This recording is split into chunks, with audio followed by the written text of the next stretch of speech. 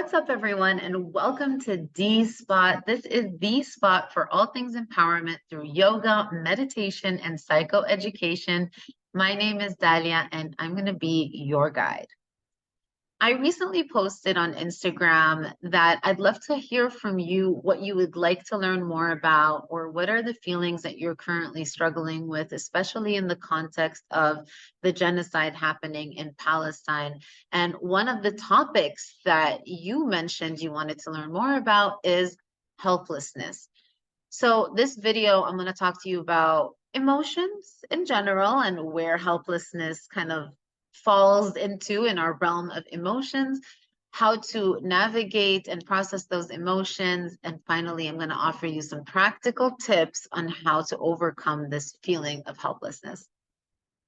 Now, in my previous video where I spoke about post-traumatic growth, I talked about how witnessing the ongoing violence, especially in real time on social media, can be traumatic. It registers as trauma when we are constantly being exposed to all of these horrible, horrible scenes of genocide happening in Palestine. And so this form of vicarious trauma or secondary trauma can cause us to feel utterly helpless. And this is because the trauma overwhelms our nervous system to such a degree that we get stuck in the freeze response. As I spoke about, when trauma hits, your nervous system gets ready to fight, to flee, or in the case where it's so overpowering, it freezes. And so what happens when we freeze is we end up feeling powerless, helpless, and stuck. It paralyzes us in a way. Now, helplessness manifests itself on two levels, cognitively and physically. On a cognitive level, it overwhelms the area of the brain responsible for problem solving, critical thinking, making judgments. And so when that happens, we struggle with being productive, with focusing, with any kind of problem solving or being critical or using that faculty of your brain. And I know from speaking to many of you that that is something a lot of you are feeling. And on a physical level, this extreme helplessness can paralyze a person by making you feel overwhelmed and causing you to feel tired all the time. So it's like a constant state of fatigue. And no matter how much you rest, and I know none of us have gotten any rest, but you still feel unrested. And so that kind of brain fog and physical fatigue are symptoms of that helplessness. So if you are experiencing those things, I want you to know that it's normal and valid, but I also want to empower you to process those emotions. And the best way to empower you is by giving you some background and some psychoeducation on emotions. So bear with me. The first thing you need to know is that there are 8 universal emotions. Those 8 emotions are joy, trust, fear, surprise, sadness, anticipation, anger, and disgust. These 8 emotions are considered to be primary emotions. So they are the automatic physiological response to an external stimulus. So something happens and these 8 primary emotions, to a certain extent, one of them gets activated. Now, notice how helplessness is not one of those emotions, and that's because helplessness stems from them. So it's this cocktail of emotions, primary, secondary, whatever, and it leads to helplessness. So, for instance, when you are so angry and you're so filled with contempt or disgust that it overwhelms you, it can cause the secondary emotion of helplessness. Another thing that you need to know is that the part of your brain that processes emotions, when it gets flooded with these feelings of anger, contempt, disgust, when we are so identified and feeling those feelings over time so consistently, that part of your brain starts to dump all these stress hormones onto your body as a survival mechanism. Because don't forget, your brain doesn't know the difference between what's real and what's not real. So it's not when you're in a dangerous situation, these stress hormones are very paramount to your survival. But when you're just sitting and scrolling on Instagram, taking in this violence, but not being in danger yourself, then it takes a very significant toll on the body.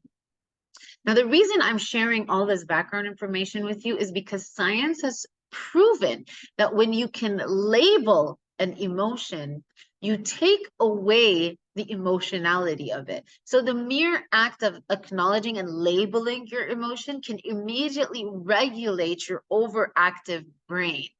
So I recommend finding an emotions wheel off the internet. I'm sure you can find so many, and just getting in the habit of being aware of what you're feeling and trying to find it on the emotions wheel. Because I know it's not just helplessness that we're feeling. We're all feeling a mix of grief, of sadness, of disgust, of contempt, of anger, of all these things.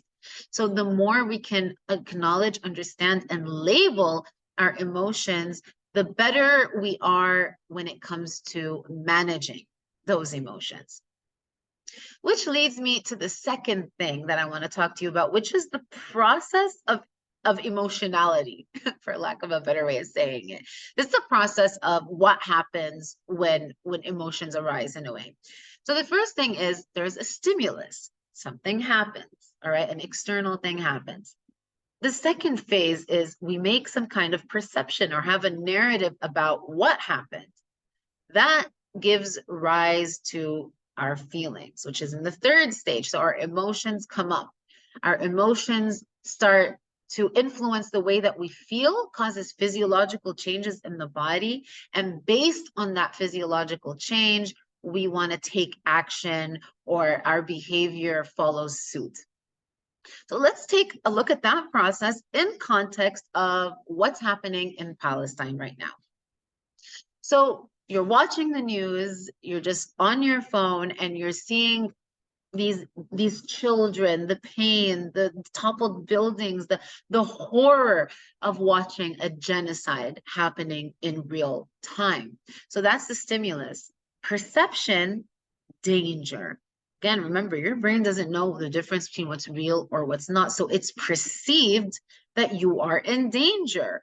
Or if you have the awareness, it's perceived that the world that you are living in is no longer safe, which is if you are an Arab or you're a Jew and the rise of anti-Semitic crimes, of Arab hate crimes, then that is a very valid fear. Okay, so that perception of danger then gives rise to feelings. Those feelings could be anger, because feelings of danger often create a response of anger. You feel from that anger, that contempt, that disgust at the injustice, and that makes you feel helpless. It makes you feel like you have no control. And then the physiological response to that is a racing pulse, increased blood flow. Again, your body is getting ready to fight or flee. And that leads you to your actions. Maybe you decide to channel that anger constructively and take action, or maybe your nervous system is frozen, so you withdraw in that feeling of helplessness. But the behavior, this is where you take a decision. You have the consciousness. Either you're going to go against this feeling of helplessness and counter it by taking action, or like I said, you're just going to withdraw completely. So you can see how being aware of this cycle can help you intervene. So if you perceive that the situation is out of your control, you perceive that, you know what, I'm just one person, I'm not going to be able to make a difference, screw it. All right. That creates a feeling of helplessness, because that's how you perceive the situation. But you could intervene and you can reframe how you see yourself and your role in what's happening. So your perception goes from, I'm just one person, I can't make a difference, to every single voice matters in this. Yes, I'm one of a million people who are waking up and standing up with Palestine, acknowledging that this isn't just a war happening on ground. This is a propaganda war as well. And the only way to fight a propaganda war is with truth, is with fact. And that perception might lead you to feel a bit more empowered. Now you're feeling like, yeah, actually, there is something I can do.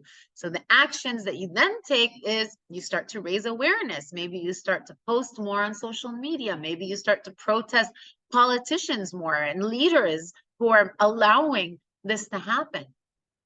For more information and that step-by-step guides on how you can channel your sacred rage or sacred anger for social change, please check out my video on sacred anger. So that action and that behavior that you took leads to more advocacy, and the more action you take, the more empowered you feel and the less helpless you become. Get it? So number one, labeling your emotion and understand how they impact you physiologically is a great first step. But then understanding that your behavior is determined by how you perceive the situation can allow you to reframe where needed.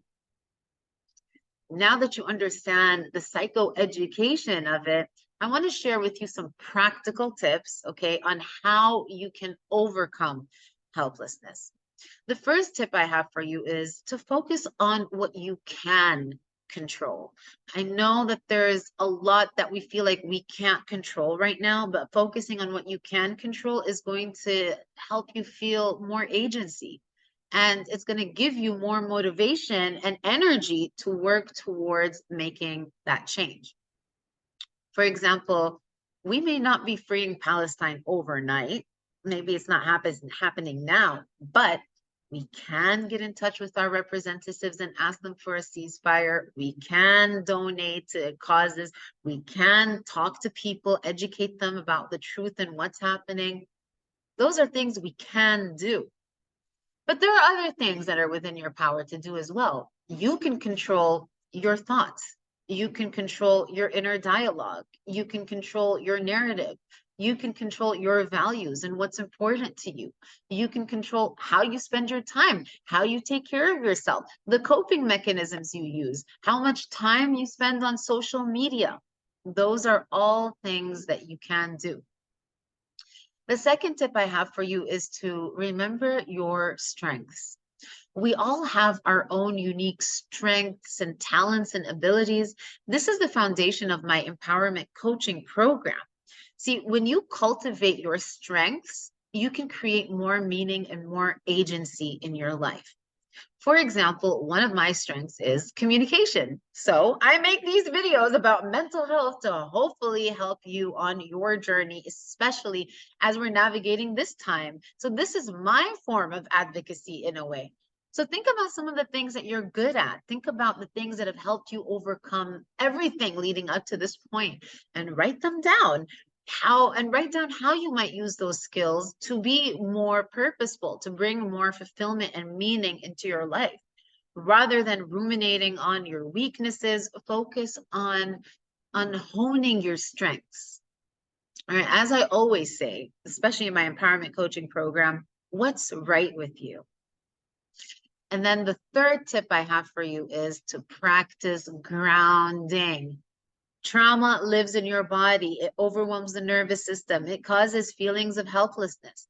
See, but most of the time, all right, we're living in our heads, even though the trauma is living in our bodies. And we're so busy identifying with our thoughts, especially the thoughts that contribute to the feeling of helplessness. So coming back to the body is a great way of grounding yourself and a great way to begin to process trauma. But I'm going to give you another third advantage, which is the specific exercise I want to share with you is going to help you to sharpen your senses. Because all you need, baby, you already got. You need nothing more than your 5 senses, if you're lucky enough to have all 5, or whatever senses that you do have, tuning into them and learning how to command them. That's going to help you develop stronger skills when it comes to reaction skills, but it's also going to help you to reduce the feeling of helplessness, reduce the feeling of trauma and being frozen in your body, and it's going to help bring you back into that grounded state. How you do it is this.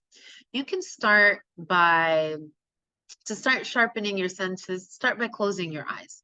All right, so we close our eyes, or if that doesn't feel safe, you can just focus your gaze on the tip of your nose.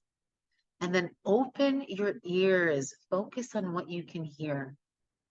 Pick up the different noises in your background, in your surroundings. Maybe it's the AC, maybe it's the dog outside barking, maybe whatever it is, just focus on what you hear. Then bring your awareness to what you can smell. Take a deep breath and sense the temperature around you. What do you feel? Open your eyes and look at the environment. What do you see? Look with virginal looking, as if you're seeing things for the very first time. So by using our senses, we're coming back to the body, we're coming back to the moment, and that's one way that we can begin to ground ourselves.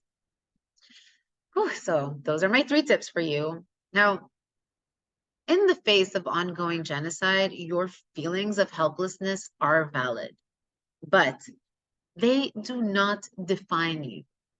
By understanding the psychology behind emotions and how they work, and by understanding that you are empowered and you can intervene and you can control how you feel by controlling how you think and how you perceive things, then you are already taking powerful steps towards healing and overcoming those feelings of helplessness by taking action.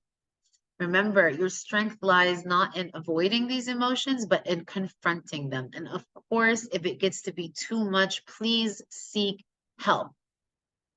And together, let's continue to fight the injustice, advocate for change, stand for our brothers and sisters in Palestine, and find resilience in the face of despair. Create a world where there's no oppression and where justice can prevail. If you found this helpful, don't forget to like, share, and subscribe. Please let me know what else you'd like to learn about. Thank you for joining me. Until next time, sending you love. Take care.